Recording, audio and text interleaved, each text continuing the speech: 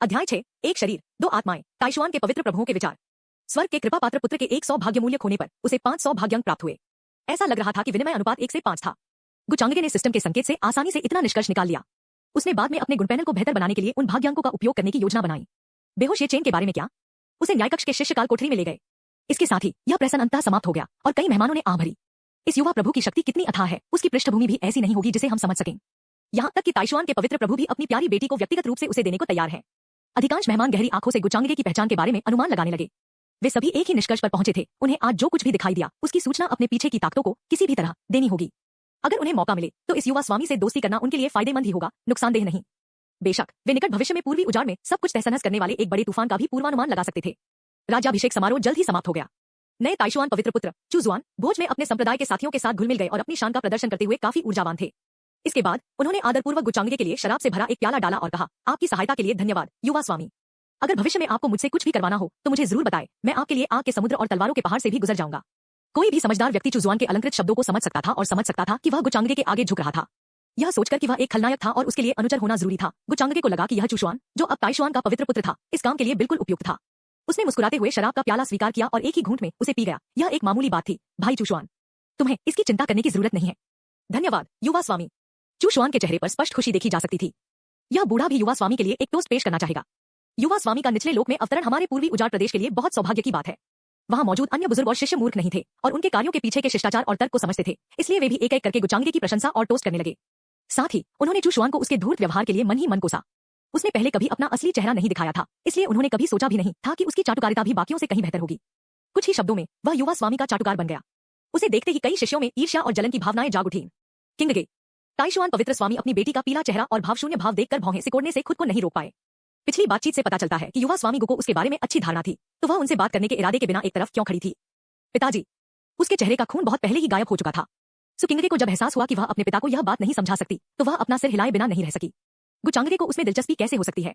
उसने ये शब्द सिर्फ ये चेन को परेशान करने के लिए कहे थे।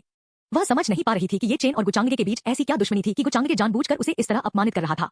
हालांकि वह यह जरूर जानती थी कि उसे अभी गुचांगे को नाराज नहीं करना चाहिए। अपने प्रतिष्ठित पद के बावजूद उसके आसपास स्वर्ग की कृपा पात्र पुत्रियां कैसे नहीं हो सकती? सुकिंगे मूर्ख नहीं थी, वह दुनिया में अपनी जगह और मूल्य समझती थी। ताइशुआन के पवित्र प्रभु भी मूर्ख नहीं थे और वह अपनी बेटी के हाव भाव से एक दो बातें समझ सकते थे। वह पहले से कहीं ज्यादा चिंतित हो गए। सुकिंगे अपने पिता की आह सुनकर असहज महसूस करने लगी। वह उनके स्वभाव को अच्छी तरह जानती थी और जानती थी कि अगर उनके मन में कोई अनकही परेशानी न होती तो वह ऐसा नहीं करते। गुचांगे को देखती हुई उसने एक पल की हिचकिचाहट के बाद दांत पीस लिए और भोज समाप्त होने के बाद अपने अभिमान को त्याग कर उसके साथ जाने का फैसला किया। आखिरकार अगर घटनाओं का विश्लेषण किया जाए तो आज जो कुछ भी हुआ उसका श्रेय उसी को दिया जा सकता है। दुर्भाग्य से गुचांगे ने पूरे भोज के दौरान उसकी तरफ एक नजर भी नहीं डाली और चुजुआन के साथ बातें करते हुए जल्द ही अपने विश्राम गृह की ओर चला गया। चांद का जिक्र और साथ मिलकर उसकी सराहना करने का उसका निमंत्रण उस समय एक मजाक से ज्यादा कुछ नहीं लग रहा था। बेशक गुचांगे मजाक कर रहा था, उसके पास सुकिंगे के साथ चांद देखने या कुछ और करने का समय नहीं था। हालांकि जबरदस्ती तोड़ा गया खरबूजा प्यास बुझा सकता है, लेकिन इस खास खरबूजे से प्यास बुझाने का मतलब था भाग्य का पलटवार। कौन गारंटी दे सकता था कि वह पेट में नहीं समाएगा, किसी अनजान आयाम से आए किसी अनजान केकड़े जैसे दानव की? खतरा बहुत ज्यादा था।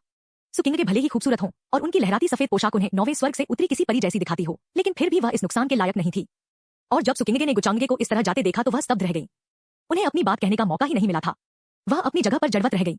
हालांकि उनका व्यक्तित्व थोड़ा ठंडा था और वह शायद ही कभी कुछ शब्दों से ज्यादा बोलती थी, लेकिन यह पहली बार था जब वह किसी ऐसे व्यक्ति से मिली जो उनकी इतनी उपेक्षा करता था। यह जानना जरूरी है कि जब भी ये चेन को उनसे बात करने का मौका मिलता वह काफी देर तक उत्साहित और प्रसन्न रहते। सुकिंगे अपने दिल में आहें भरने से खुद को नहीं रोक पाई और अपनी स्थिति को संभालने के दूसरे तरीके सोचने लगी। यह गुचांगे वाकई मायावी है, वह उस ये चेन से कहीं ज्यादा दिलचस्प है। इस समय सुकिंगे के मन में एक चंचल स्त्री स्वर गूंज उठा। हालांकि पहली नजर में यह आवाज दिव्य लग रही थी, लेकिन अगर कोई ध्यान से देखे तो उसे एक भयावह बुराई का एहसास हो सकता था। फिर भी सुकिंगे को कोई आश्चर्य नहीं हुआ क्योंकि वह लंबे समय से इस आवाज से परिचित थी। उसके चेहरे पर कोई बदलाव नहीं दिखा। यह आवाज उसके जन्म के समय से ही उसके साथ थी। यह एक ऐसा रहस्य था जिसके बारे में उसके पिता को भी पता नहीं था। एक शरीर दो आत्माएं। देर रात गुचांगे अपने विश्राम कक्ष में था। अचानक एक काले कपड़े पहने अस्पष्ट चेहरे वाला आदमी हवा में से प्रकट हुआ। जांच कैसी चल रही है? सोफे पर बैठे गुचांगे ने अपनी चेतना को सिस्टम से हटा लिया और गहरी निगाहों से पूछा, हे प्रभु, यह आपके निष्कर्ष जैसा ही है। ताइशुआन के पवित्र स्वामी ने सुकिंगे को बुलाया और उसे अपनी तर्क वितर्क और कठिनाइयां समझाई। उसकी कठिनाइयां क्या है? गुचांगे ने अपनी भौहें उठाई। काले वस्त्रधारी व्यक्ति ने आदरपूर्वक समझाया, ताइशुआन पवित्र भूमि का आज ज्ञात सबसे शक्तिशाली बुजुर्ग लगभग 300 साल पहले ही मर चुका है। बस यह खबर बाहरी दुनिया में या संप्रदाय के अंदर भी लीक नहीं हुई थी। इस समय ताइशुआन के पवित्र स्वामी किसी नए समर्थक की तलाश में बेताब है। इसके अलावा ताइशुआन के पवित्र स्वामी की पत्नी ऊपरी क्षेत्र की एक कुलीन महिला थी, जिसे उसके पीछे की शक्ति ने पकड़ लिया था और उसकी इच्छा के विरुद्ध ऊपरी क्षेत्र में वापस ले आया था। पवित्र स्वामी सुकिंगे का उपयोग करके आपसे संपर्क स्थापित करना चाहते थे ताकि वह अपनी पत्नी का पता लगा सकें। हो मुझे उम्मीद नहीं थी कि मैं सब कुछ सही अनुमान लगा पाऊंगा। गुचांगगे मुस्कुराया। उसने कुछ समय पहले अपना विचार बदल दिया था। चूंकि सुकिंगे कहानी की नायिका थी, इसलिए उसमें जरूर कुछ खास बात होगी। इसीलिए उसने काले कपड़े पहने बूढ़े आदमी को जानकारी इकट्ठा करने के लिए बाहर जाने दिया। उस बूढ़े आदमी का नाम ओल्ड मिंग था, जो निचले क्षेत्र की यात्रा पर गुचांगगे का निजी रक्षक था। वह अथाह विशेषज्ञ था। ताइशुआन पवित्र भूमि की तो बात ही छोड़िए, पूरे पूर्वी उजाड़ में शायद ऐसी कोई जगह नहीं थी जहां यह काले कपड़े पहने बूढ़ा आदमी न जा सके। अध्याय 7, नौसिखिया उपहार पैक सिस्टम अपग्रेड। सुकिंगे की स्थिति के बारे में सुनकर गुचांगगे गहरी सोच में पड़ गए। महाराज, कुछ ऐसा है जो मुझे समझ नहीं आ रहा है। बूढ़े मिंग के चेहरे पर संदेह साफ झलक रहा था। कुछ देर तक गुचांगगे का पीछा करने के बाद वह उनके स्वभाव से अच्छी तरह वाकिफ हो गए थे। युवा स्वामी जो कुछ भी करते थे, उसका कोई ना कोई कारण होता था। हर स्थिति उसने बड़ी सावधानी से यह सब रचा था, भले ही कोई उसे देख न सके। वह यह समझना चाहता था कि उसके युवा स्वामी ने ये चेन को सिर्फ एक बार दबाने के बाद क्यों छोड़ दिया। बूढ़े मिंग के मन में यह सवाल आना स्वाभाविक था। मूल की स्मृतियों के साथ देहांतरण और विलय के बाद गुचांगगे के लिए अपने शब्दों को इस तरह व्यवस्थित करना मुश्किल नहीं था कि वह खुद को उजागर न कर सके। इस बारे में गुचांगगे की आंखें अभी भी उदासीन थी और वह हर शब्द धीरे धीरे बोल रहा था। ये चेन को अपार सौभाग्य प्राप्त है, इसलिए मैं उसके माध्यम से एक सौभाग्यशाली अवसर प्राप्त कर सकता हूँ। ये शब्द गलत नहीं थे। आखिरकार ये चेन के पास इतना भाग्य था कि उसे उसके शरीर से मुंडवाना पड़ा। और तो और, स्वर्ग ने इन कृपा पात्र संतानों के लिए कई सौभाग्यशाली अवसर जरूर जुटाए होंगे। अगर वह इन चुहेखासी राडारों का इस्तेमाल उन सभी अवसरों को प्राप्त करने के लिए नहीं करता, तो क्या वह अपमानजनक नहीं होता। गुचांगगे अपना सिर हिलाए बिना नहीं रह सका। जब वह इस बारे में सोच रहा था, तो ऐसा ही है। बूढ़े मिंग ने आश्चर्य से सिर हिलाया।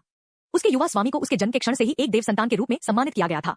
वह सब देख सकता था जो पुरानी पीढ़ी के कई राक्षस नहीं देख सकते थे, इसलिए बूढ़े मिंग के पास उसकी बातों पर संदेह करने का कोई कारण नहीं था। आखिरकार उसके युवा स्वामी का अपने क्षितिज को व्यापक बनाने की चाहत लोगों के लिए एक दिखावा मात्र थी। नश्वर जगत में उसके उतरने का असली कारण एक स्वर्गीय अवसर की तलाश था। काल कोठरी में जाओ और ये चेन की हर हरकत पर बारीकी से नजर रखो, लेकिन चाहे कुछ भी हो जाए, हस्तक्षेप मत करना। कुछ सोचने के बाद गुचांगगे ने आदेश दिया। उसने कुछ हद तक यह समझ लिया था कि वह किस तरह से इष्ट संतानों से भाग्य मूल्य कम कर सकता है। स्वर्ग, उनसे लड़ना एक तरीका था, उनके अवसरों को छीनना दूसरा। कुछ मामले, जैसे रिश्ते, उसके स्वामी पिता स्वर्ग के प्रत्यक्ष संरक्षण में नहीं थे। पहले की तरह जब उसने नायिका सुकिंगे और ये चेन के बीच दरार डाली थी। मैं अपने स्वामी की आज्ञा के अनुसार चलूंगा, बूढ़े मिंग ने जवाब दिया, और फिर उसकी आकृति हवा में गायब हो गई। दूसरी ओर गुचांगगे ने नायिका सुकिंगे के माध्यम से ये चेन के भाग्य को नष्ट करने पर विचार किया। यह एक अच्छा तरीका लग रहा था। वापस हॉल में उसने सुकिंगे के माध्यम से ये चेन की मानसिक स्थिति को आसानी से नष्ट कर दिया था।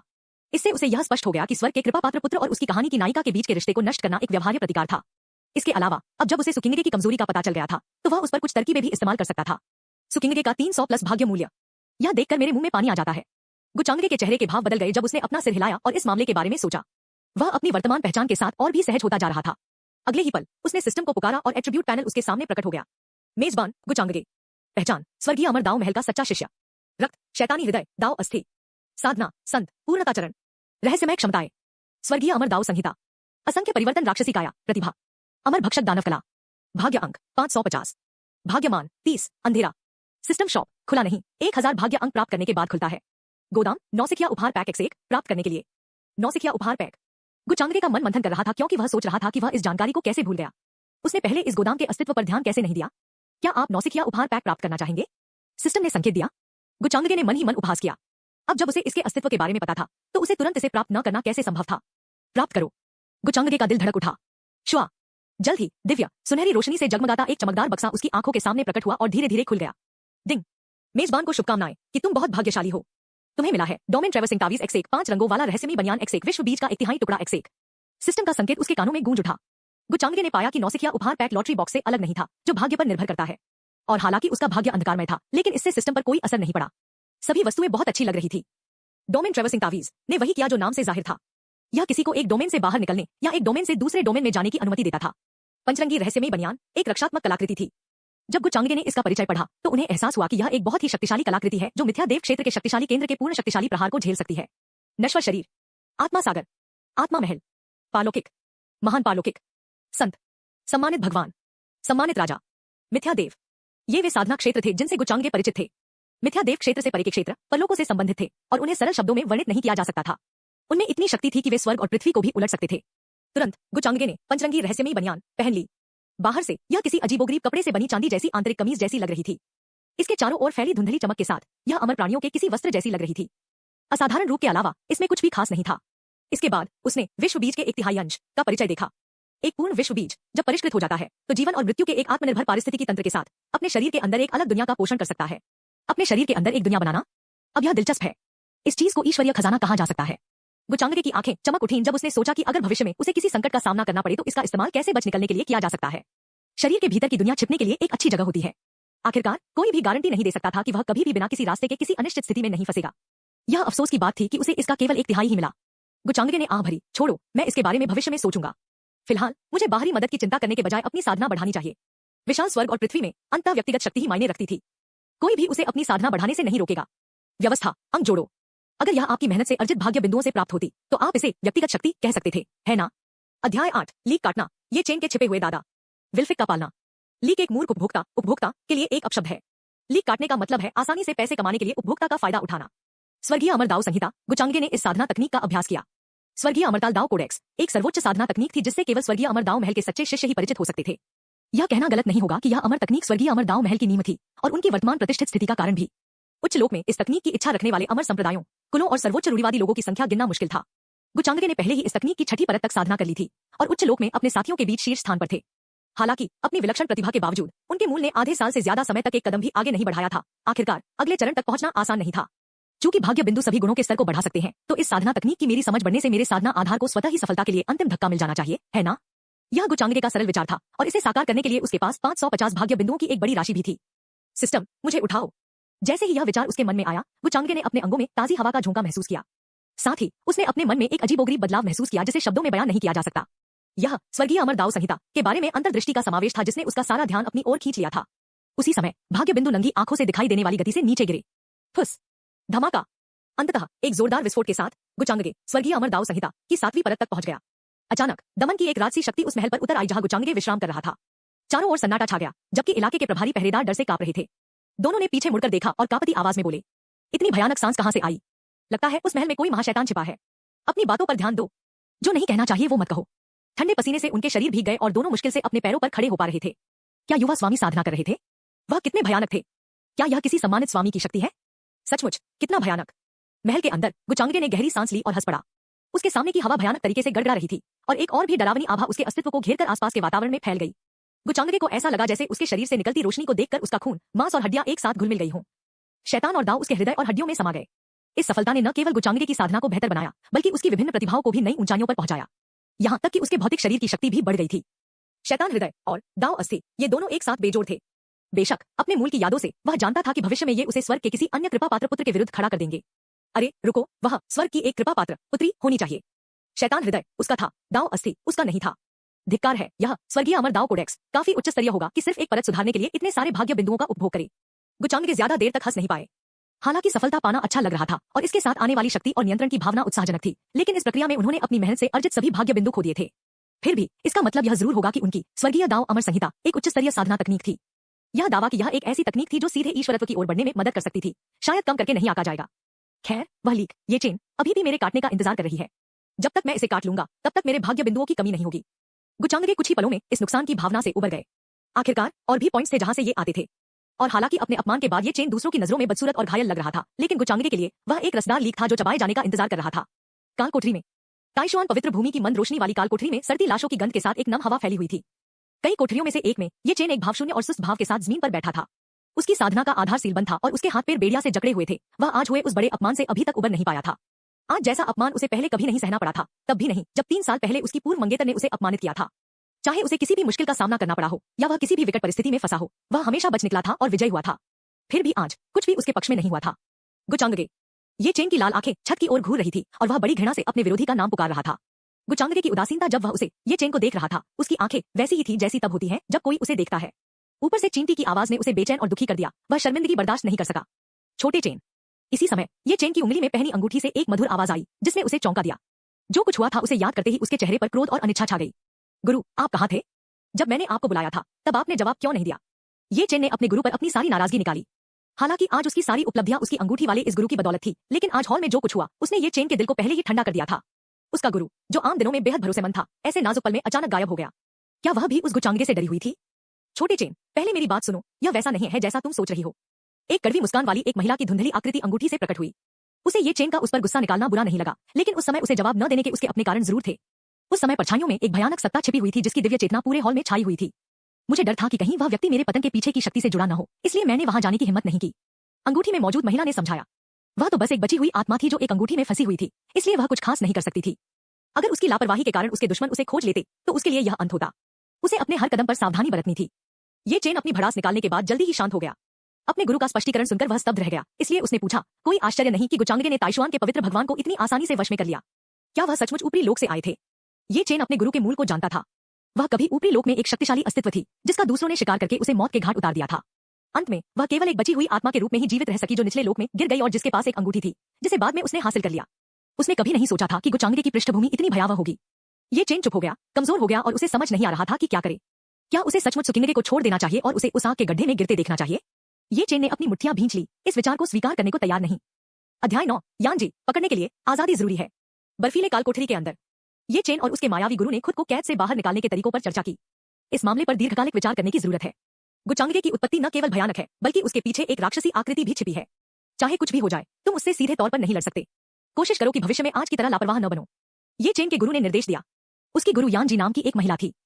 उनका शरीर पारदर्शी था और उनकी लाल पुतलियां अजीब सी लेकिन अलौकिक थी। एक सतर्क भाव उनके सुंदर चेहरे को निहार रहा था। हालांकि अब वह केवल एक बची हुई आत्मा थी, लेकिन एक नजर से ही पता चल जाता था कि वह कभी एक शक्तिशाली दैत्य थी। मुझे माफ कर दो गुरु, मैं समझ गया। अब जब वह शांत हो गया था तो ये चेन को पछतावा हुआ। उसे अपने प्यारे गुरु पर अपना गुस्सा नहीं निकालना चाहिए था। खुशकिस्मती से उसके गुरु क्रोधित नहीं हुए बल्कि उसे शांत कर दिया। उसकी हरकतों ने ये चेन का दिल छू लिया। बेशक उसने उसकी लापरवाही या ऐसी ही किसी और बात पर ध्यान नहीं दिया। ये चेन कभी नहीं मानेगा कि उसकी गलती थी। और तो और उसने पहले ही एक उपाय सोच लिया था। बस उसके गुरु एक नाजुक मोड़ पर गायब हो गए। गुरु, मैं समझ गया। मैं आज से चुप रहूंगा और तब तक इंतजार करूंगा जब तक मैं भविष्य में उस गुचांगके को मारने के लिए और ज्यादा मजबूत न हो जाऊं। ये चेन ने दांत पीसते हुए कसम खाई। उसने इस बारे में बहुत सोचा था और तय किया था कि वह इस मामले को यूं ही नहीं छोड़ सकता। उसे लग रहा था कि सुकिंगे ने यह सब अपनी मर्जी से नहीं किया था बल्कि किसी मुश्किल हालात ने उसे मजबूर कर दिया था। दूसरे शब्दों में कहें तो गुचांगके ने उसे मजबूर किया था। ये चेन की बातें सुनकर और उसके हाव भाव देखकर यानजी ने भौहें चढ़ाई और मन ही मना भरी। उसे लगा कि ये चेन का दिमाग अभी बहुत नासमझ है। एक औरत होने के बावजूद उसने किसी ऐसे व्यक्ति को उकसाया था जिसका वह मुकाबला नहीं कर सकता था। अगर घटनाओं को बिना किसी पूर्वाग्रह के देखा जाए तो गुचांगके ने कुछ भी गलत नहीं किया था। अगर ताइशुआन पवित्र भूमि उसकी चापलूसी करना चाहती थी तो क्या यह उसकी गलती थी? बात बस इतनी है कि ये चेन एक शिष्या थी जिसे उसने व्यक्तिगत रूप से स्वीकार किया था और उसकी जागृति उसके द्वारा उस आत्मा क्यूई को ग्रहण करने का परिणाम थी जिसे उसने अपने शुरुआती वर्षों में कटुता से विकसित किया था। इन सब बातों के कारण यानजी ने उससे कुछ न कहने का फैसला किया। इस काल कोठरी में कई बड़े लोग कैद हैं, इसलिए हम शायद उनका इस्तेमाल करके यहाँ से निकल सकें। ये चेन ने मन ही मन सोचा, ऐसी जगह पर सरगल कर मरने को तैयार नहीं था। चूंकि ताइशुआन पवित्र भूमि धर्मी नहीं थी, इसलिए उन्हें उसे निर्दयी होने का दोष नहीं देना चाहिए। ये चेन के दिल की कड़वाहट दबाई नहीं जा सकी। दोनों के बीच बातचीत चुपके से हुई, लेकिन किसी को पता नहीं था कि एक जोड़ी उदासीन आंखें परछाइयों से सूक्ष्म हलचलें देख रही थी। बूढ़े मिंग ने जानबूझकर उसकी उपस्थिति छिपाई थी। हालांकि यानजी पहले एक शक्तिशाली दैत्य थी, लेकिन अब वह उसे नहीं ढूंढ पा रही थी क्योंकि वह बस एक अवशिष्ट आत्मा थी। क्या युवा स्वामी को सचमुच इस आदमी के जरिए कोई सौभाग्यशाली अवसर मिल सकता है? या यह उस अवशिष्ट आत्मा से है? क्या वे किसी शक्तिशाली अस्तित्व की आत्मा हो सकती है? बूढ़े मिंग ने भौहें चढ़ाई। चाहे वह उसे कितनी भी घूरे, उसे उस ये चेन में कुछ भी असाधारण नहीं लगा। बस एक चीज जो खास थी वह थी उसके हाथ की अंगूठी जिससे एक हल्का सा आध्यात्मिक उतार चढ़ाव आ रहा था और ध्वनि संचरण के जरिए हो रहा आदान प्रदान यह दिखा रहा था कि इस ये चेन के पीछे कोई विशेषज्ञ था। हालांकि गुचांगके ने उसे ये चेन की हर हरकत पर बिना दखल दिए नजर रखने का आदेश दिया था, इसलिए बूढ़े मिंग को अब छोटी छोटी बातों की कोई परवाह नहीं थी। 3 दिन पलक झपकते ही बीत गए। ताइशुआन पवित्र भूमि में हर कोई ये चेन की कैद को भूल गया था। गुचांगके द्वारा उसके बारे में कुछ भी न कहने के कारण दूसरों ने भी उसके बारे में सोचने की हिम्मत नहीं की।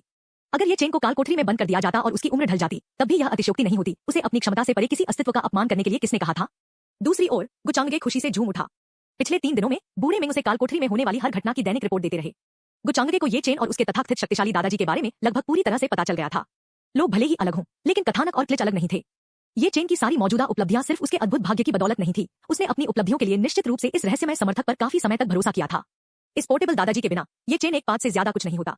गुचांगके ने ये चेन से अंगूठी छीनने की कोशिश करने के बारे में सोचा था, लेकिन वह इसके संभावित परिणामों को लेकर चिंतित था। ये चेन को भागने में मदद करने के लिए उस दादाजी द्वारा अपनी बची हुई आत्मा के विनाश का जोखिम उठाने की संभावना कम नहीं थी।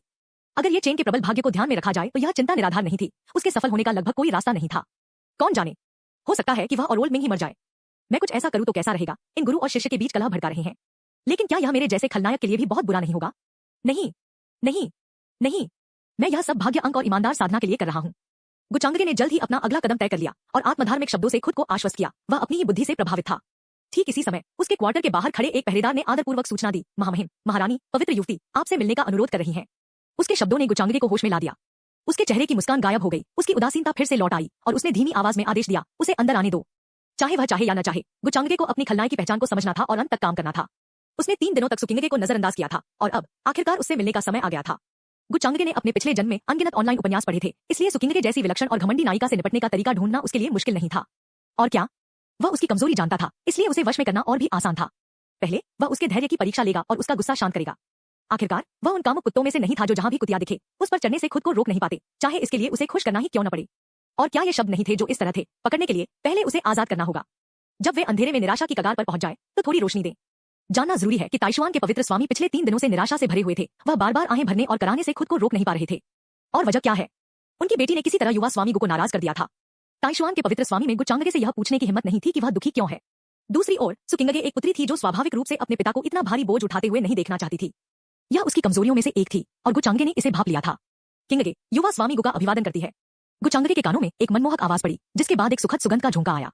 सुकिंगगे धीरे धीरे कमरे के अंदर जाते हुए थोड़ी आशंकित लग रही थी। वह कुछ दिन पहले की तरह शांत होने का नाटक नहीं कर सकती थी।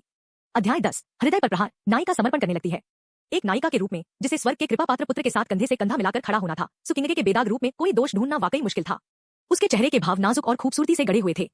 उसकी आंखें पतझड़ के झरने की तरह लहरा रही थी और उसकी विलो जैसी भौहें किसी दिव्य कलाकार के हाथों से खींची हुई लग रही थी।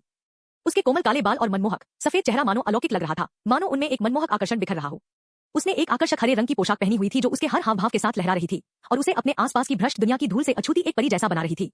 उसके शांत पवित्र स्वभाव को शब्दों में बयान नहीं किया जा सकता। वह एक अमर युवती की तरह थी जो संयोग से सर्वोच्च स्वर्ग से नश्वर संसार में आ गिरी हो। लेकिन आज उसके प्यारे चेहरे पर एक चिंता साफ झलक रही थी। आखिरकार उसने पिछले 3 दिनों में कई बार गुचांगगे से मिलने का अनुरोध किया था और अब जाकर उसने उसे अपने सामने आने दिया। उसकी उदासीनता ने उसके लिए गुचांगगे के असली इरादों का अंदाजा लगाना वाकई मुश्किल बना दिया था। अतीत में वह जिन पुरुषों से मिली थी वे ये चेन जैसे ही थे जो उसे तहे दिल से मानते थे। वे उसके साथ देवी जैसा व्यवहार करते थे और उसे दूर से ही देखते रहते थे, कभी उसके पास जाने की हिम्मत नहीं करते थे। यह पहली बार था जब वह गुचांगगे जैसे किसी व्यक्ति से मिली थी जिसने उसके अस्तित्व को नजरअंदाज कर दिया था।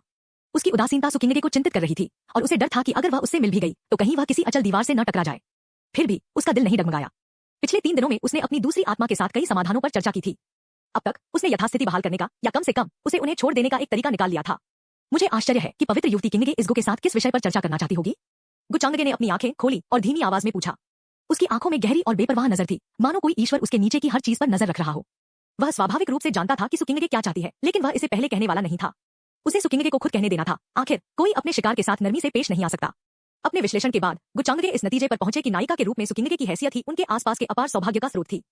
और इस एहसास ने उन्हें सोचने पर मजबूर कर दिया, अगर नायिका स्वेच्छा से खलनायक के आगे समर्पण कर दे तो क्या होगा। गुचांगगे के मन में यह सवाल उठते ही उनकी उत्सुकता बढ़ गई। और ये चेन से अलग सुकिंगगे ऐसी थी जिनकी कमजोरी उन्हें पूरी तरह से समझ आ गई थी, इसलिए उन्हें जीतना उनके लिए ज्यादा आसान था। किंगगे 3 दिन पहले जो हुआ उसके लिए युवा स्वामी गु से माफी मांगने आई थी। सुकिंगगे ने देखा, गुचांगगे की ओर देखा और बड़े दृढ़ संकल्प के साथ बोली। वह पहले दिन से ही ऐसा करना चाहती थी, लेकिन गुचांगगे ने उसे एक भी मौका नहीं दिया। ओह, पवित्र युवती किंगगे को इस गु से माफी मांगने की क्या जरूरत है। बिना किसी भाव भंगिमा के गुचांगगे ने उसे अपने ही एक प्रश्न के साथ उत्तर दिया। ये चेन के साथ जो हुआ वह मेरी वजह से हुआ, लेकिन मैंने युवा स्वामी गु को अपनी बात नहीं बताई। यह सब किंगगे की गलती थी। यह कहना जरूरी था कि सुकिंगगे एक चतुर महिला थी जो जानती थी कि कहाँ क्या कहना है। चूंकि गुचांगगे से सच्चाई छिपाना संभव नहीं था, इसलिए सबसे अच्छा विकल्प यही था कि वह सीधे सीधे बोलकर खुद सच बता दे। उसने गुचांगगे को बताया कि वह ये चेन से कैसे मिली, कैसे ये चेन ने उसके प्रति अपनी प्रशंसा कभी नहीं छिपाई, और भी बहुत कुछ। अपनी ईमानदारी दिखाने के लिए उसके पास गुचांगगे के सामने सब कुछ कबूल करने के अलावा कोई विकल्प नहीं था। यह महिला कुछ दिलचस्प है। गुचांगगे उसमें कुछ दिलचस्पी दिखाए बिना नहीं रह सका। सच कहूं तो वह उसकी हरकतों से थोड़ा हैरान था। ये चेन ने भी नहीं सोचा होगा कि सुकिंगगे गुचांगगे को यह सब बता देगी। इतनी चतुर महिला ही सच्ची नायिका कही जा सकती है। वह उन सजावटी फूलदानों से बिल्कुल अलग थी जिनके नाम पर सिर्फ सुंदर चेहरे और फूहड़ शरीर थे। वह जानती थी कि दुर्भाग्य से कैसे और कब बचना है। अब जब उसका संप्रदाय संकट में है तो वह कोई मूर्खतापूर्ण काम नहीं कर सकती थी। वह सही रास्ता देख सकती थी और जानती थी कि क्या करना है। गुचांगगे ताइशुआन पवित्र भूमि की सबसे बड़ी आशा थी। ये चेन के लिए वह गुचांगगे को नाराज नहीं कर सकती थी। आखिरकार विकट परिस्थितियों में विकट उपाय करने पड़ते हैं। गुचांगगे उसकी प्रशंसा करने से खुद को रोक नहीं सका। बेशक यह शुद्ध प्रशंसा थी, न कि लालची वासना। डिंग, सुकिंगगे का स्वभाव बदल गया है। ये चेन का भाग्य 40 अंक कम हो गया। मेजबान के भाग्य अंक 200 अंक बढ़ गए। अचानक एक सिस्टम प्रॉम्प्ट सुनाई दिया। गुचांगगे दिलचस्पी से आंखें मूंदने से खुद को रोक नहीं पाए। ऐसा लग रहा था कि स्वर्ग के कृपा पात्र पुत्र से जुड़े पात्रों का हृदय परिवर्तन करने से सचमुच उनका भाग्य कम हो सकता है और उन्हें भाग्य अंक मिल सकते हैं। इससे उनके कई विचार सरल हो गए। तुम मुझे यह सब क्यों बता रहे हो? क्या तुम्हें लगता है कि मुझे तुम्हारी जीवन कहानी में कोई दिलचस्पी है, या क्या तुम इस मौके का फायदा उठाकर मुझे उस ये चेन से दूर करना चाहते हो? फिर भी गुचांगगे के निर्दयी शब्दों में कोई दया नहीं थी और उनके चेहरे पर एक हल्की सी मुस्कुराहट दिखाई दे रही थी। हालांकि सुकिंगगे को पहले से ही इस नतीजे का अंदाजा था, फिर भी उसका चेहरा पीला पड़ गया और उसने जल्दी से खुद को समझाया, मेरी हिम्मत नहीं है। किंगगे अपने और यंग लॉर्ड के बीच का फर्क जानती है और समझती है कि यंग लॉर्ड गु की नजरों में आना उसके लिए मुमकिन नहीं है। किंगगे ने यंग लॉर्ड के सामने अपनी ईमानदारी दिखाने के लिए ये सब कहा और किंगगे को उम्मीद है कि यंग लॉर्ड उस दिन हुई घटनाओं पर कोई आपत्ति नहीं करेंगे। जहां तक ये चेन की बात है, किंगगे का उस मामले में दखल देने का कोई इरादा नहीं है। यंग लॉर्ड गु को चिंता करने की जरूरत नहीं है। ओह, ये चेन तुम पर इस हद तक मोहित है कि तुम्हारे लिए ताइशुआन पवित्र भूमि के खिलाफ भी गया, फिर भी तुम उसके कामों का जवाब इस तरह देने का फैसला कर रही हो? गुचांगगे ने एक चंचल मुस्कान के साथ पूछा और देखती रही। सुकिंगगे उसकी बातें सुनकर पल भर के लिए मुंह बनाने से खुद को रोक नहीं पाई, लेकिन उसने पहले ही खुद को संभाल लिया था। मैं जो कुछ भी करता हूँ वह संप्रदाय के लिए है। मेरे पिता द्वारा परिश्रम पूर्वक विकसित किए गए संप्रदाय से बढ़कर कुछ भी नहीं है। ये शब्द कहते हुए सुकिंगगे की आंखें धुंधली पड़ गईं। दूसरी ओर गुचांगगे के चेहरे पर अभी भी उदासीनता थी और उसने कोई प्रतिक्रिया नहीं दी। हालांकि उसके मन में हंसी की लहर दौड़ रही थी। हृदय पर प्रहार करना वास्तव में एक अद्भुत तरीका था। युवा स्वामीगु, किंगगे को आपको एक और बात बतानी है। किंगगे के पास रहस्यमय 9 यन युवती का शरीर है। किंगगे के अलावा यह कोई नहीं जानता। गुचांगगे के चेहरे पर इतना कुछ कहने के बाद भी कोई बदलाव न देखकर उसने यह रहस्य उसे बताने का फैसला किया। उसने उसे अपनी ईमानदारी दिखाने के लिए ही अपना सबसे बड़ा रहस्य उसके सामने प्रकट किया था। रहस्यमय 9 यन युवती का शरीर, वह काया जिसके बारे में कहा जाता है कि वह सबसे बेहतरीन मानव कड़ाही बनाती है। एक गुचांगगे की यादों में रहस्यमय 9 यन युवती काया का एक रिकॉर्ड जरूर था। जब सुकिंगगे ने अचानक उसके सामने ऐसा राज खोला तो उसे हैरानी हुई, लेकिन जल्द ही गुचांगगे को उसके इस हताशा भरे कदम के पीछे की सोच समझ आ गई। यह राज सुकिंगगे का तुरुप का पत्ता माना जा सकता था, और इस तरह से अपने राज को उजागर करने से यह साफ जाहिर था कि उसने अभी-अभी अपनी माफी पूरी ईमानदारी से मांगी थी। क्या इसे नायिका का खलनायक के सामने आत्मसमर्पण करने की दिशा में पहला कदम नहीं माना जा सकता? डिंग, सुकिंगगे का दिल हार मानने लगा है। ये चेन का भाग्य 40 अंक कम हो गया। मेजबान के भाग्य अंक 200 अंक बढ़ गए। उसी समय सिस्टम का प्रॉम्प्ट एक बार फिर बज उठा। गुचांगगे ने कभी उम्मीद नहीं की थी कि बनाने की प्रक्रिया सुकिंगगे का उसके सामने आत्मसमर्पण करना कितना आसान होता। इस झटके के साथ ये चेन का भाग्य मूल्य आसानी से लगभग 300 अंक तक गिर गया था। एक मानव कड़ाही लगभग एक गुलाम होती है जिसका इस्तेमाल यौन साधना तकनीकों के जरिए अपने बंदी की साधना को बेहतर बनाने के लिए किया जाता है। महिलाओं को लगभग मांस की बत्ती वीर्य के ढेर मांस के शौचालय की तरह माना जाता है, जो हर बार जब आप उनका बलात्कार करते हैं और इस प्रक्रिया में एक यौन साधना तकनीक का इस्तेमाल करते हैं तो आपको ऊर्जा मिलती है। पुरुष लगभग वीर्य की पिस्तौल होते हैं जिनका इस्तेमाल तब तक किया जाता है जब तक कि उनसे हर गोली बाहर न निकल जाए। हर बार जब मानव कड़ाही का बलात्कार होता है तो वे अपना यिन, स्त्री, यांग, पुरुष सार खो देते हैं, जो उनके जीवन का सार भी है। एक बार जब यह उनसे पूरी तरह से चूस लिया जाता है तो वे लगभग मर जाते हैं और किसी खाई में फेंक दिए जाते हैं। कौन जाने, अगर उनकी बदकिस्मती बहुत ज्यादा है तो उन्हें किसी गोली बनाने के लिए असली कड़ाही में भी फेंक दिया जा सकता है। अध्याय 11, युवा प्रभु के चरित्र पर विश्वास, आत्मसुधार भी अच्छा है। सुकिंगगे ने इस मामले पर गहराई से सोचने के बाद अपना राज उजागर कर दिया था। वह खुद भी मूर्ख नहीं थी और उसके शरीर के अंदर एक दूसरी आत्मा सुहुई भी थी, जिसने उसे कई समाधानों के बारे में सोचने में मदद की थी और उसे बेहतरीन सलाह दी थी। गुचांगगे का स्वभाव कुछ ऐसा था जिसे वे समझ नहीं पा रहे थे। कभी-कभी वह एक ठंडे भगवान की तरह सब कुछ अनदेखा कर देता, उसकी आंखों में जरा भी भावना नहीं होती, और कभी-कभी वह एक स्थापित विदूषक की तरह दूसरों के साथ छल करता, उसके विचारों और कार्यों का अनुमान नहीं लगाया जा सकता था। वह ये चेन से अलग था जिसे एक खुली किताब की तरह पढ़ा जा सकता था, और यह उसका यही अप्रत्याशित व्यवहार था जिसने सुकिंगगे के दिल को बेचैन कर दिया। बहुत सोचने के बाद उसे लगा कि यही एकमात्र तरीका था जिससे सुकिंगगे को उसकी ईमानदारी पर भरोसा हो जाएगा। जैसे ही उसका रहस्यमय 9 यन युवती शरीर उजागर होगा, कई पुराने राक्षस उसे जरूर निशाना बनाएंगे। उच्चतम स्तर के मानव कड़ाही का लालच छोटा नहीं था। गुचांगगे के सामने अपना तुरुप का पत्ता दिखाकर वह उसे यह बताना चाहती थी कि वह उसके सामने दो मुही नहीं है। सुकिंगगे को विश्वास था कि गुचांगगे उसके कार्यों के पीछे का अर्थ समझ जाएगा। अब बस गुचांगगे की इस सब पर प्रतिक्रिया देखना बाकी था। रहस्यमय 9 यन युवती शरीर, अगर इसे मानव कड़ाही के रूप में इस्तेमाल किया जाए तो यह एक शानदार शरीर है, लेकिन क्या आप मुझे इसके बारे में बताना चाहेंगे? गुचांगगे की आवाज सुनाई दी, लेकिन उसके भावशून्य स्वर से कोई भावना नहीं निकल रही थी। सुकिंगगे ने अपना सिर नीचे किया और लगभग स्पष्ट स्वर में कहा, किंगगे का मानना है कि युवा स्वामीगु एक ईमानदार और अत्यंत निष्ठावान व्यक्ति है। बेशक ये सिर्फ खोखले शब्द थे। गुचांगगे में क्या ईमानदारी थी? उसकी ताकत और स्वभाव भले ही गहरा और मायावी हो, लेकिन सुकिंगगे उसे चाहे जैसे भी देखे वह एक खलनायक जैसा ही लग रहा था। उसे उसके व्यक्तित्व में कोई अच्छाई नजर नहीं आ रही थी। कितने कपटी शब्द! गुचांगगे हंस पड़ी। सुकिंगगे ने अपने होंठ भींच लिए और कोई जवाब नहीं दिया। गुचांगगे ने उसे सिर से पैर तक देखा। उसे मानना पड़ा कि उसके सामने बैठी नायिका काफी आकर्षक लग रही थी। उसके चेहरे पर नाजुक और खूबसूरती से नक्काशीदार आकृतियां थी। उसकी आंखें पतझड़ में झरने के पानी की तरह लहरा रही थी, और उसकी विलो जैसी भौहें किसी दिव्य कलाकार के हाथों से खींची हुई लग रही थी। उसके कोमल काले बाल और मनमोहक सफेद चेहरा अलौकिक लग रहा था, क्योंकि उनमें एक आकर्षक आकर्षण था। उसके चेहरे पर छाई बेचैनी ने उसके आकर्षण को कम नहीं किया, बल्कि देखने वाले की इच्छा को और बढ़ा दिया। गुचांगगे कोई सम्मानीय संत नहीं थे जिन्हें दैहिक सुखों की कोई लालसा नहीं थी। और क्या उन्होंने इसके लिए न तो सुकिंगगे से कुछ पूछा और न ही उसे धमकाया? वही तो थी जिन्होंने खुद को चांदी की थाली में परोसकर उन्हें समर्पित किया था। कोई कुछ नहीं कह सकता, भले ही वह उसे यहीं और अभी खा जाए। सिस्टम, अगर वह खुद को मुझे समर्पित कर रही है तो मुझे भाग्य का कोई नुकसान नहीं सहना चाहिए, है ना? बेशक, गुचांगगे ने फिर भी पहले सिस्टम से सलाह ली। दुनिया बहुत बड़ी थी, लेकिन उनके पास सिर्फ एक ही जीवन था। आखिरकार उनके पास नायक जैसा अपार भाग्य तो था नहीं। वह एक खलनायक थे, और एक खलनायक को सावधानी से कदम रखना चाहिए। जब तक इससे उनकी जान को खतरा नहीं है, उन्हें सुकिंगगे के मांसाहारी हॉटपॉट का आनंद लेने में कोई हिचकिचाहट नहीं होगी। और वह उनके बारे में क्या सोचती थी? उन्हें इसकी जरा भी परवाह नहीं थी। जैसे ही उसने नायिका का अपार भाग्य देखा, वह तरबूज तोड़ने के लिए तैयार हो गया था, लेकिन उसे भाग्य के प्रहार का डर था। लेकिन अब जब तरबूज खुद ही तोड़ने के लिए तैयार हो गया है, तो भाग्य को उसे परेशान नहीं करना चाहिए, है ना? नायिका का भाग्य अभी भी बहुत ऊंचा है, और उसने अभी तक मेजबान के सामने पूरी तरह से समर्पण नहीं किया है। अगर आप अभी नायिका के साथ शारीरिक संबंध बनाने की कोशिश करेंगे तो मेजबान को भाग्य के प्रहार का सामना करना पड़ सकता है। सिस्टम ने समझाया। ठीक है, उसे पहले से ही इस नतीजे की उम्मीद थी। वह गद्दार, कुत्ते जैसी गंदगी वाला भाग्य। गुचांगगे ने अनुमान लगाया कि केकड़े के राक्षसों के एक झुंड ने अपने बेतरतीब आयामों से उस पर ध्यान केंद्रित किया था।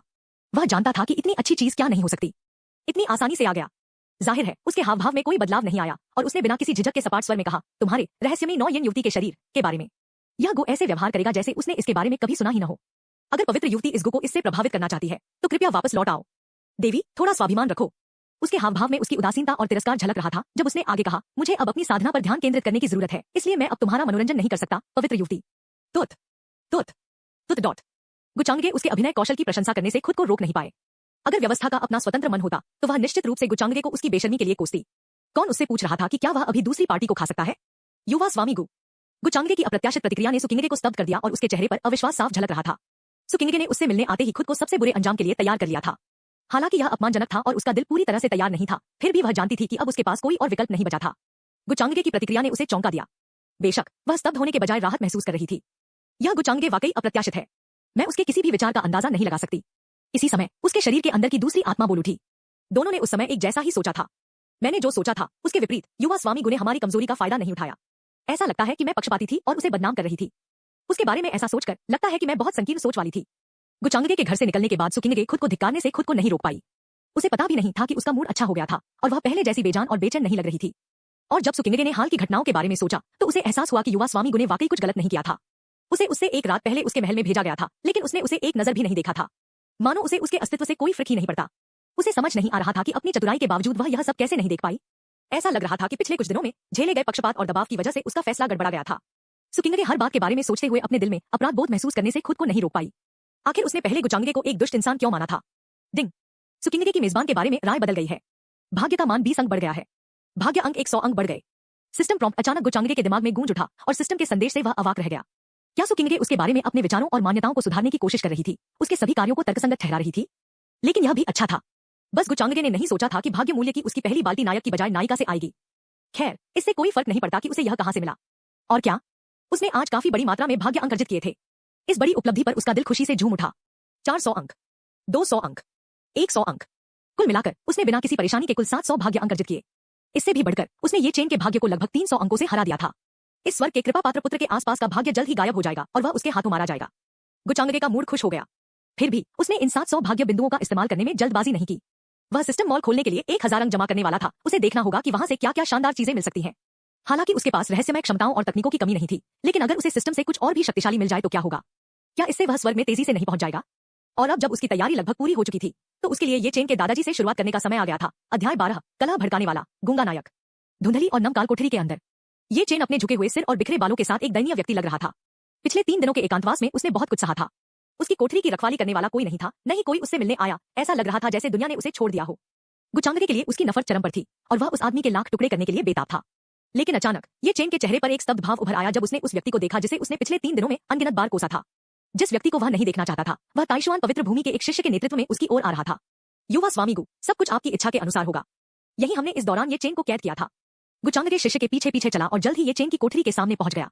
मैं समझ गया, अब तुम जा सकते हो। गुचांगके ने उदासीनता से शिष्य की ओर सिर हिलाया और शिष्य ने आदेश सुनने के बाद रुकने की हिम्मत नहीं की। अब यह देखने का अच्छा समय था कि नायक ये चेन अब कितना अच्छा कर रहा है। एक नजर ही उसे यह समझने के लिए काफी थी कि ये चेन ने अपनी कैद के बाद काफी कष्ट झेले हैं। उसे खुश करने के लिए ताइशुआन पवित्र भूमि ने ये चेन को पूरी तरह से एकांत में रखने का आदेश दिया था। यहाँ तक कि पिछले 3 दिनों से उसे पानी की एक बूंद भी नहीं दी गई थी। स्वर्ग के कृपा पात्र का रूप अस्त व्यस्त था और वह बेहद दयनीय लग रहा था। बेशक गुचांगके का उस पर कोई दया दिखाने का इरादा नहीं था। आखिरकार जैसे ही ये चेन को उससे निपटने की क्षमता प्राप्त हुई, वह निस्संदेह उसे नहीं छोड़ेगा। ये चेन उसकी राख को दुनिया में बिखेरने के लिए बिल्कुल भी इंतजार नहीं कर सकता था। गुचांगके, तुम क्या चाहते हो? ये चेन गुचांगके की ओर दहाड़ा। उसे लगा कि उसका दुश्मन बुरे इरादों से आया है। उसका अवचेतन मन मान रहा था कि गुचांगके उसकी जान लेने आया है। जाहिर है मैं तुमसे मिलने आया था। यह सही नहीं है, सच कहूं तो मैं तुम्हारे गुरु से मिलने आया था। गुचांगके मुस्कुराया और बेबाकी से ये चेन का राज बता दिया। तुम्हारा क्या मतलब है? मुझे समझ नहीं आ रहा कि तुम क्या कह रहे हो। ये चेन का चेहरा पीला पड़ गया और वह घबरा गया। गुचांगके के अचानक कहे शब्दों ने उसे स्तब्ध कर दिया था। आखिर गुचांगके को अपने गुरु के अस्तित्व के बारे में कैसे पता चल सकता था? यह एक ऐसा राज था जिसके बारे में उसके अलावा कोई नहीं जानता था। ये चेन के हाथ पैर ठंडे पड़ गए। गुचांगके के सामने उसे ऐसा लग रहा था जैसे वह एक चींटी हो जो अपना कोई राज नहीं छिपा सकती। दिखावा मत करो। क्या तुम्हें लगता है कि तुम अपने चेहरे के इस भाव से मुझे धोखा दे सकते हो? गुचांगके ने व्यंग्य किया और फिर आगे कहा, वरिष्ठ, क्या तुम अपनी पहचान नहीं दिखाओगे या फिर छोटी मोटी तरकीबों से इससे निपटना चाहते हो? तुम्हारे जैसे बुजुर्ग का ऐसा करना अच्छा नहीं लगेगा। गुचांगके ने ये शब्द कहे ही थे कि उसकी नजर ये चेन की उंगली में पहनी अंगूठी पर पड़ी। उसकी एक नजर ने ये चेन का दिल बैठा दिया। गुचांगके न सिर्फ अपने गुरु के अस्तित्व के बारे में जानता था, बल्कि यह भी बता सकता था कि उसके गुरु कहाँ छिपे हैं। क्या युवा स्वामी गु को मुझे इस तरह शर्मिंदा करने की जरूरत है?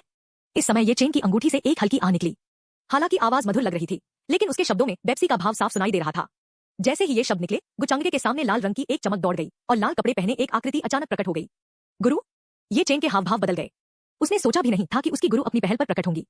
उसकी अचानक हरकतों ने उसके दिल की बेचैनी बढ़ा दी। ओह, तो सीनियर ऐसी दिखती थी। गुचांगके के हाव भाव नहीं बदले, लेकिन वह मन ही मन हंसी रोक नहीं पाया। उसने सोचा था कि ये चेन के पास एक पोर्टेबल दादाजी है, लेकिन पता चला कि उसे एक पोर्टेबल ब्यूटी मिल गई है। वो लाल पुतलियां और वो मनमोहक चेहरा। भगवान ने इस ये चेन को जरूर किसी न किसी भाग्य से नवाजा है कि उसे इतना खूबसूरत गुरु मिला है। खैर, जो भी हो, वो जल्द ही उसकी हो जाएगी। मुझे आश्चर्य है कि ये युवा स्वामी गु के लिए क्या कर सकती है। यान जी ने नरम और ठंडे स्वर में पूछा। वह प्रकट नहीं होना चाहती थी, लेकिन उसके पास कोई विकल्प नहीं था। चूंकि यह गुचांगे उसके अस्तित्व को समझ सकता था, तो स्वाभाविक रूप से उसके पास उसे बाहर निकालने का कोई ना कोई तरीका भी होगा। दूसरे पक्ष को उसे बाहर निकालने देने के बजाय बेहतर होगा कि वह पहल करे और खुद को प्रकट करे। सच में यह कोई खास बात नहीं है। मैं तो बस ये चेन के पीछे के विशेषज्ञ के बारे में जानने को उत्सुक थी और जानना चाहती थी कि वह सीनियर कौन हो सकता है। गुचांगे ने ऐसे जवाब दिया मानो उसने जो कहा था वही सच हो। कम से कम ऊपर से तो कोई भी उसके असली विचारों को नहीं समझ सकता था। यान जी और ये चेन दोनों ही ऐसे ही थे। हालांकि ऐसा ही था, ये चेन का मानना था कि गुचांगे उनसे मिलने किसी बुरे इरादे से आया था। उसने गुचांगे को नफरत और जानलेवा ख्वाहिशों से भरी आंखों से घूरा। यान जी भी गुचांगे के असली इरादों को नहीं समझ पाई, इसलिए वह बस अपनी सतर्कता बढ़ा सकी। तो क्या यंग लॉर्ड गो अब मुझे देखकर संतुष्ट है? जैसा कि आप देख सकते हैं, मैं किसी औरत के क्षणभंगुर भूत से ज्यादा कुछ नहीं, मैं कोई विशेषज्ञ नहीं हूं जैसा आप कहते हैं। यान जी की ठंडी आवाज फिर सुनाई दी। आपने ये चेन जैसे मूर्ख व्यक्ति को उसकी सभी उपलब्धियां हासिल करने में मदद की, तो आप खुद को इतना विनम्र क्यों बना रहे हैं सीनियर? प्राचीन काल से कितने मोती धूल में दबे हुए हैं। कहते क्या है, एक सुंदर पक्षी घोंसला बनाने के लिए पेड़ चुनता है, एक गुणी अधिकारी एक योग्य स्वामी चुनता है। वरिष्ठ, अगर आप ये चेन के साथ रहेंगे तो क्या आप अपनी प्रतिभा बर्बाद नहीं कर रहे होंगे? गुचांगे ने तथ्यों से भरा अपना भाषण समाप्त करते हुए एक गंभीर मुस्कान दिखाई। अभी अभी उसने मन ही मन हिसाब लगाया था कि क्या वह ये चेन के हाथ से जबरदस्ती अंगूठी छीन सकता है, लेकिन अपने विचारों पर अमल करने की कोशिश ने उसके दिल में तुरंत खतरे की गहरी भावना भर दी। गुचांगे अपने कुत्ते जैसे दुर्भाग्य को कोसने से खुद को रोक नहीं पाया। हालांकि उसके चेहरे पर कोई असामान्यता के लक्षण नहीं दिख रहे थे।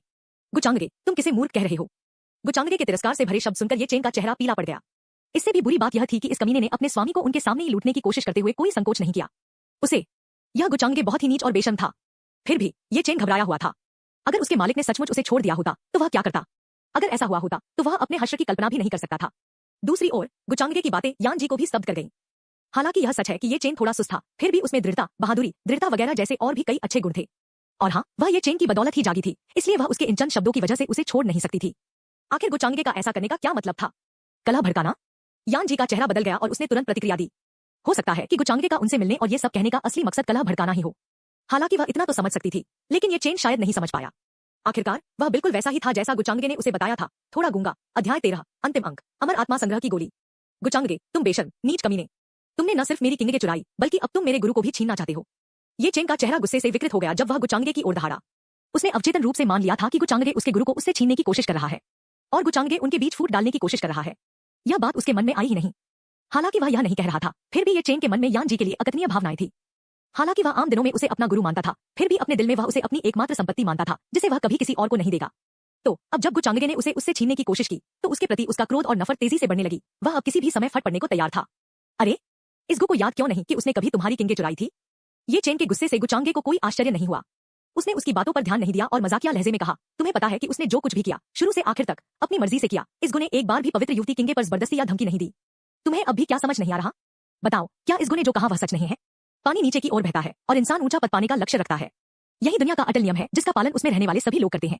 इसके बजाय अगर तुम सचमुच अपने गुरु का भला चाहती हो, तो उसे इस तरह मत रोको। क्या तुम्हें लगता है कि एक बची हुई आत्मा इस दुनिया में हमेशा के लिए रह सकती है?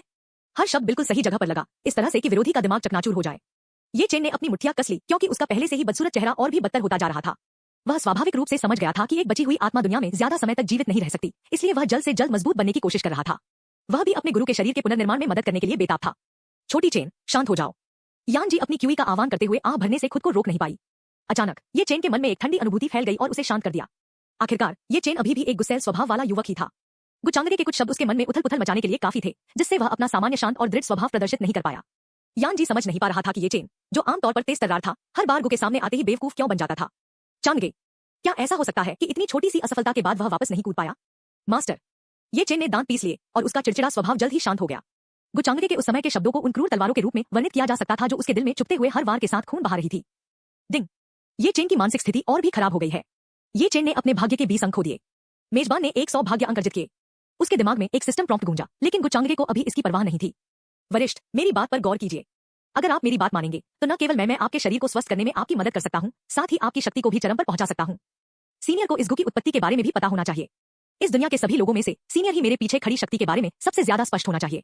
और अगर हम इसे नजरअंदाज भी कर दें और सिर्फ अपनी अपनी प्रतिभा पर ध्यान दें, तब भी यह गु हर पहलू में ये चेन से कहीं बेहतर है। वह ईमानदारी से बात करता रहा, मानो वह किसी प्रतिभाशाली व्यक्ति को भर्ती करने की पूरी कोशिश कर रहा हो। और ये चेन का क्या? उसे पूरी तरह से नजरअंदाज कर दिया गया। अब तक यान जी को समझ नहीं आ रहा था कि यह गुचांगे क्या हासिल करने की कोशिश कर रहा है। वह भौहें चढ़ाए बिना नहीं रह सकी। कलह भड़काना? गुचांगे की ताकत से वह ये चेन को आसानी से खत्म कर सकता था, तो उसे इस तरह के गोलमोल तरीके अपनाने की क्या जरूरत थी? शायद वह बहुत ज्यादा सोच रही थी और वह सचमुच उसे अपनी तरफ करना चाहता था। सच कहूं तो गुचांगे के बारे में उसकी अच्छी राय थी। आखिरकार उसने कई और लोगों से कहीं ज्यादा अनुभव हासिल किए थे, इसलिए वह दुनिया को नजरअंदाज नहीं करती थी। संकीर्ण और पक्षपातपूर्ण पिनहोल। उसने जो कुछ भी हुआ था उसकी आंखों के सामने था और उसके विचार से गुचांगगे ने कुछ भी गलत नहीं किया या कहा था। इसके विपरीत ये चेन ने टकराव का रवैया अपनाया था और यहाँ तक कि गुचांगगे को जान से मारने की धमकी भी दी थी। फिर भी गुचांगगे ने उसकी परवाह नहीं की। उसकी भव्यता, उसकी वीरता और उसका शांत स्वभाव, इन सब बातों ने यान जी को विश्वास दिलाया कि भविष्य में उसकी उपलब्धियां असीमित होंगी। युवा स्वामीगु, आपको और कुछ कहने की जरूरत नहीं है। चूंकि मुझे छोटे चेन की दया मिली है इसलिए मैं उसे बड़े होने से पहले अकेला नहीं छोड़ सकती। फिर भी यान जी ने अपना सिर हिलाया और गुचांगगे की दया को स्पष्ट रूप से अस्वीकार कर दिया। हालांकि परिस्थितियां काफी आकर्षक थी लेकिन वे उसे अपनी अंतरात्मा के विरुद्ध जाने के लिए मजबूर नहीं कर सकी। उसकी प्रतिक्रिया ने गुचांगगे को स्पष्ट रूप से निराश कर दिया और उसने आह भरते हुए कहा, जाहिर है मैं अभी सीनियर पर जवाब देने के लिए दबाव नहीं डालूंगा। आप अपना समय लें और मेरे प्रस्ताव पर विचार करें। अगर सीनियर मेरे पीछे आने का फैसला करता है तो मैं ये चेन की मेरे प्रति नफरत और अपमान को भूल जाऊंगा। ताइशुआन पवित्र भूमि से उसे बिना किसी और सजा के रिहा करने के लिए कहने पर भी बस एक सजा ही काफी होगी। जहां तक सुकिंगे की बात है मैं उसे भी उसे दे सकता हूं। तुम, ये चेन के माथे पर धड़कती नसें दिखाई दे रही थी लेकिन उसने अपना गुस्सा दबा लिया। अब तक ये चेन समझ चुका था कि गुचांगे उसे सिर्फ अपमानित नहीं करना चाहता था बल्कि उसका सब कुछ चुराना चाहता था। हालांकि ये चेन ने कुछ नहीं कहा लेकिन उसकी आंखों में नफरत और गुस्सा एक अथाह खाई की तरह गहरा हो चुका था। गुचांगे के शब्दों में सुकिंगे, जिसे ये चेन सिर्फ दूर से देख सकता था, एक गुड़िया से ज्यादा कुछ नहीं थी जिसका भाग्य उसके एक शब्द से तय हो सकता था। इसने ये चेन के दिमाग को एक बार फिर दुनिया की सच्चाई से रूबरू कराया। इस तरह की कुत्ते बिल्ली की दुनिया में ताकतवर लोग वास्तव में जो चाहे कर सकते हैं। कृपया अब और मत बोलिए युवा स्वामीगु, मैं आपकी ईमानदारी की कदर करता हूं। लेकिन गुचांगे की बातों ने यान जी को भी चौंका दिया था। उसने कभी नहीं सोचा था कि वह ऐसा प्रस्ताव रखेगा। यह कहा जा सकता था कि वह अपने अनुरोध के प्रति सचमुच ईमानदार था। वरिष्ठ, इस पर विचार जरूर करें। यह गु किसी को उसकी मर्जी के खिलाफ कभी मजबूर नहीं करेगा। सीनियर को ये चेन की जान से खतरा तो दूर की बात है। गुचांगे ने एक बार फिर अपनी आंखों में एक अवर्णनीय भाव लिए कहा, अगर वह सचमुच ये चेन को मार सकता तो उसे इतना लंबा जीवन न जीने देता। हालांकि यान जी काफी लंबे समय तक जीवित रही थी। उसका स्वभाव ज्यादा सीधा था इसलिए सुकिंगे की तुलना में उससे निपटना कहीं ज्यादा आसान था। उसके दिल में उसके खिलाफ जो थोड़ा बहुत पूर्वाग्रह था वह सिर्फ उन्हीं शब्दों से खत्म हो गया। और क्या, उसने पिछले 3 दिनों में आज रात के नाटक के लिए काफी अभ्यास किया था। गुचांगे ने वह सब कुछ कह दिया था जो उसे कहना था और अब नाटक के अंतिम दृश्य का समय आ गया था। उसके बाद उसे बस इन दोनों गुरु और शिष्य के बीच बढ़ती दरार को देखना होगा और जब उन्हें कुछ समझ नहीं आएगा तो वह इसका पूरा फायदा उठाएगा। इसे अमर आत्मा संग्रह की गोली कहते हैं। हालांकि मुझे लगता है कि सीनियर को पहले से ही पता है कि यह क्या है। इस समय गुचांगे मुस्कुराए और बिना किसी हड़बड़ी के अपने हाथ हिलाकर एक डिब्बा निकाला। डिब्बे के अंदर छोटे छोटे रंग बिरंगे बादलों से घिरी एक लेवेंडर की गोली रखी थी। गोली के चारों ओर लगातार तरह तरह के दृश्य उभर रहे थे। पहाड़, समुद्र और भव्यता से भरे महल रहस्यमय ढंग से प्रकट और गायब हो रहे थे। यह सचमुच अमर आत्मा संचय की गोली है। यान जी खुद को रोक नहीं पाई और उनकी मनमोहक आंखों में आश्चर्य दबा नहीं पाई। वरिष्ठ की आत्मा अभी ठीक नहीं है इसलिए यह गोली इस गु की ओर से आपके लिए भेंट का उपहार मानी जा सकती है। गुचांगे ने मुस्कुराते हुए कहा। इससे पहले कि यान जी गोली लेने से मना कर पाती उन्होंने गोली का डिब्बा उनके हाथों में थमा दिया और जेल से गायब हो गए। जैसा कि कहावत है, भेड़िए को काबू में रखने के लिए अपने बच्चों की बलि देने को तैयार रहना चाहिए। एक गुचांगे के चेहरे की मुस्कान धीरे धीरे गायब हो गई और उसकी जगह एक एक्सप्रेस रुचिकर एक। इसका मतलब है कि अगर आप कुछ महान हासिल करना चाहते हैं तो आपको त्याग करने होंगे। अध्याय 14, अवतरण का उद्देश्य, युवा स्वामी गु के प्रति पूर्वाग्रह। मेरे स्वामी, हालांकि आज आपका प्रदर्शन उत्तम था फिर भी यह बूढ़ा दास कुछ समझ नहीं पा रहा है। गुचांगे के जेल से निकलने के बाद बूढ़ा मिंग अचानक प्रकट हुआ और अपना संदेह प्रकट किया। वह गुचांगे को पहले से भी ज्यादा भयानक और अथाह पाकर खुद को रोक नहीं पाया। हालांकि यह अच्छी बात थी। आखिरकार उसका युवा स्वामी जितना शक्तिशाली होता गया उसके अपने परिवार पर पूरी तरह से कब्जा करने और उन्हें और भी गौरव की ओर ले जाने की संभावना उतनी ही बढ़ गई। वह समझ नहीं पा रहा था कि उसका युवा स्वामी ये चेन को क्यों नहीं मार रहा था जबकि वह देख सकता था कि वह ऐसा करना कितना चाहता था। अपनी उम्र में अपने युवा स्वामी की प्रदत्त प्रभु क्षेत्र की शक्ति के साथ केवल अन्य सर्वोच्च संप्रदायों, रूढ़िवादियों और कुलों के वंशज ही ऊपरी क्षेत्र में भी उसका मुकाबला कर सकते थे। उसके लिए ये चेन जैसे किसी व्यक्ति को जो पूर्वी वीरान इलाके में एक मामूली इंसान था मारना एक हल्के से थप्पड़ से ज्यादा कुछ नहीं था। तो फिर उसने ये खेल खेलने की जहमत क्यों उठाई जहां उसने धीरे धीरे उस ये चेन से सब कुछ छीन लिया। ओह, तुम क्या नहीं समझ सकते?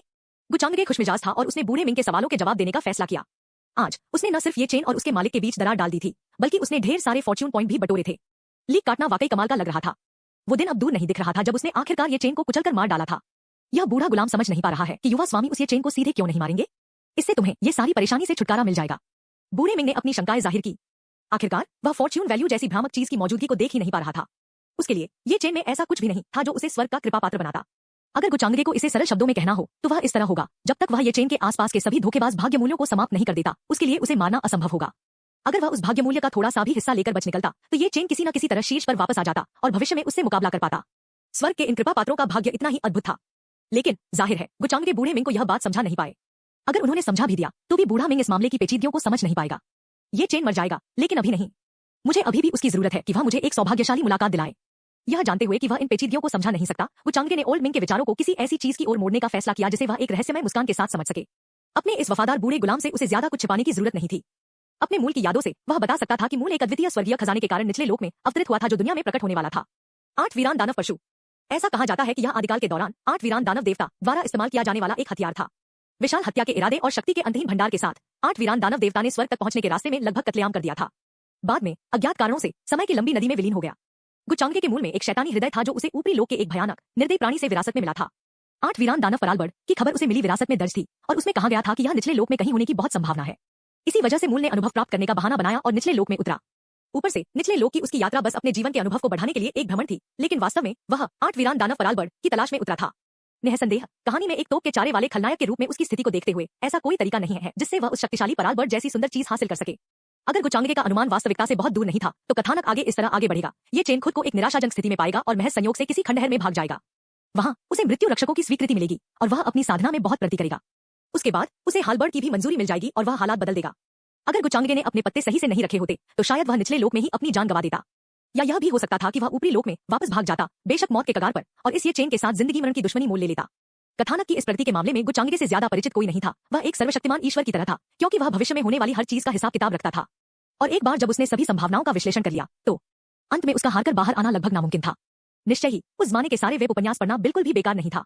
यह कुत्ता लेखक उसे मौत के घाट नहीं उतार सकता था। पता चला कि युवा स्वामी ने पहले ही इंतजाम कर लिया है। बूढ़ा मिंग गुचांगे की व्याख्या और विचार सुनने के बाद उसकी और भी ज्यादा प्रशंसा करने से खुद को रोक नहीं पाया। उसका युवा स्वामी सचमुच अपने देवपुत्र की उपाधि के योग्य था। ये चेन पर कड़ी नजर रखना और हर समय उसके ठिकाने पर ध्यान रखना। मुझे लगता है कि ताइशुआन पवित्र भूमि पर अब कभी भी कोई मुसीबत दस्तक दे सकती है। गुचांगे ने अपनी आंखों में एक अजीब सी चमक बिखेरते हुए बूढ़े मिंग को आदेश दिया। उन्होंने स्वर्ग के कृपा पात्र को 3 दिनों तक बेसहारा हालत में कैद रखा था, इसलिए ताइशुआन पवित्र भूमि पर जरूर कुछ बुरा होने वाला है ना? भाग्य का पलटवार या कुछ और अब कभी भी असर दिखा सकता है, लेकिन वह क्या होगा यही तो गुचांगे जानना चाहता था। काल कोठरी के अंदर यह सचमुच अमर आत्मा संग्रह की गोली है। यान जी ने मन ही मन बुदबुदाया। जब उसने लेवेंडर क्यूई में लिपटी गोली को देखा तो उसकी लाल पुतलियां अपने अंदर के सदमे को छिपा नहीं पाई। वह इस गोली को पहचानने में कोई गलती नहीं कर सकती थी और इसीलिए वह सचमुच चौंक गई थी। यह मानना ही होगा कि गुचांगे अपने भेंट उपहार के साथ वाकई उदार थे। जब वह अपनी शक्ति के चरम पर थी तब उन्हें इस गोली की कभी कमी नहीं हुई थी, लेकिन अब गुचांगे द्वारा उन्हें यह गोली देना बर्फीली सर्दियों की रात में किसी के द्वारा आपको कोयला भेजने जैसा था। एक ऊपरी लोक में भी अमर आत्मा संग्रह की गोली एक बेहद कीमती खजाना है। इसकी शोधन प्रक्रिया बेहद कष्टदायक है और इसकी सामग्री मिलना मुश्किल है। यह जानना जरूरी था कि ऊपरी लोक में भी यह गोली शायद ही किसी बड़े नीलामी घर में मिलेगी। जहां तक अभावग्रस्त निचले लोक में अमर आत्मा संग्रह गोली को परिष्कृत करने की बात है, यह एक असंभव कार्य था। इस गोली के आत्माओं के पुनर्निर्माण और स्थिरीकरण के शक्तिशाली प्रभाव ने कई शक्तिशाली व्यक्तियों को इसके लिए ललचाया, क्योंकि कुछ परिस्थितियों में अमर आत्मा संग्रह गोली का होना जीवन और मृत्यु के बीच का अंतर ला सकता था।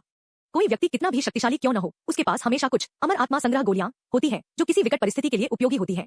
गुरु, यह गोली आखिर क्या है? ये चेन का चेहरा बदल गया और जब उसने यान जी को चुपचाप गोली को घूरते देखा तो उसके दिल में एक बुरा पूर्वाभास जाग उठा।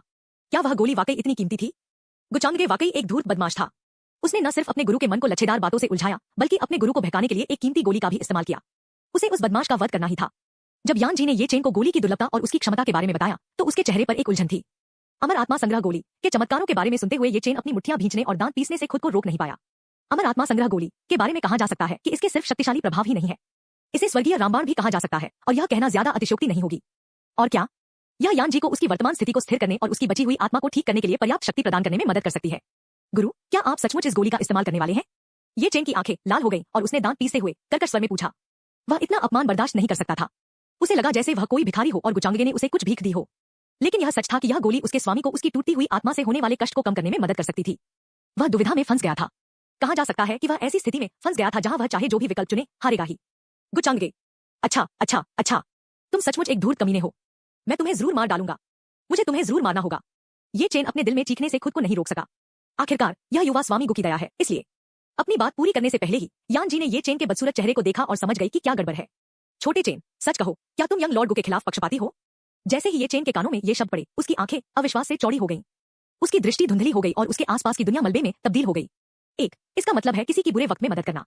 मुसीबत में काम आने वाला दोस्त ही सच्चा दोस्त होता है।